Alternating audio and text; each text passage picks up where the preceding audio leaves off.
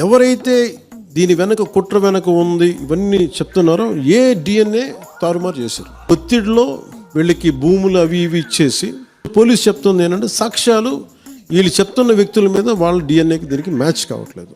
మీరు ఈరోజు అన్నారు కదా, నిందితులతో కుమ్మక్కై ఇన్వెస్టిగేషన్ చేశారు, నిందితులు డిఎన్ఏ మార్చేశారు, ఈ కేసులో అన్ని సాక్ష్యాలు తారుమారు చేసింది తెలుగుదేశం పార్టీయే. 2018లో ఛార్జ్షీట్ ఇన్వెస్టిగేషన్ కంప్లీట్ చేసి వేసింది తెలుగుదేశం పార్టీనే.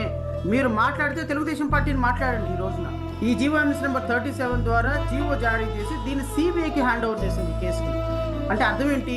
తెలుగుదేశం పార్టీ హయాంలో జరిగినటువంటి ఇన్సిడెంట్, తెలుగుదేశం పార్టీ హయాంలో ఇన్వెస్టిగేషన్ కంప్లీట్ అయినటువంటి ఇన్సిడెంట్, జగన్మోహన్ రెడ్డి టైంలో సిబిఐకి హ్యాండ్ ఓవర్ చేస్తూ ఆయన సంచలనాత్మకమైన నిర్ణయం తీసుకొని ఇది హైకోర్టులో కూడా ఉంది కాబట్టి ఇది బాధితులకు న్యాయం చేసే దిశలో ఒక అడుగు ముందుకేశాడు తప్ప దీన్ని నేను వచ్చిన తర్వాతే తెల్లారింది, నేను కూస్తేనే కోడి కూస్తేనే పొద్దున్నే తెల్లారింది, నేను లేకపోతే అసలు ప్రపంచం ఆగిపోయేది, నేను లేకపోతే అసలు సుగాలి ప్రీతి కేసే బయటకు రాలేదు అంటే నేను ముఖ్యమంత్రి గారిని ఉప ముఖ్యమంత్రి గారిని ఒకటి అడుగుతున్నా.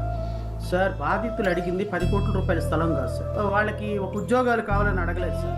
మీరు చేయాల్సింది న్యాయం, అంతేగాని 5 ఎకరాల పొలం ఇచ్చి అది పెరిగి ఉంటుంది చూసుకోండి, మార్కెట్ వాల్యూ ప్రకారం 10 కోట్లంట అని పెద్ద పెద్ద ఫాల్స్ ప్రిస్టేజ్లకు వెళ్ళమాకండి. నేను పొద్దున ఎమ్మెల్యేలు పెట్టినటువంటి ప్రెస్ మీట్ కూడా చూసా, అది ఎకరం 2 కోట్లు అవుతుందంట ఇప్పుడు. అంటే అర్థం ఏంటి? 10 కోట్ల స్థలం ఇచ్చాం కదా, మూసుకొని కూర్చోమని చెప్పారు బాధితురాలని. సో పవన్ కళ్యాణ్ వచ్చిన తర్వాత జరగాల్సింది బాధితులకు కాంపన్సేషన్ కాదు సార్. బాధితుల కాంపన్సేషన్ నువ్వు కాకపోతే మీ తాతగారి దగ్గర నుంచి తీసుకొచ్చుకోవచ్చు, అదే పెద్ద ప్రాబ్లమే లేదు. ఎందుకంటే జీవో ఉంది కాబట్టి ఖచ్చితంగా వస్తుంది, రేపు హైకోర్టులో ఫైల్ చేసినా వస్తుంది. బాధితులకు కావాల్సింది నిందితులకు శిక్ష సార్. బాధితులకు కావాల్సింది రేపొద్దు న్యాయం సార్.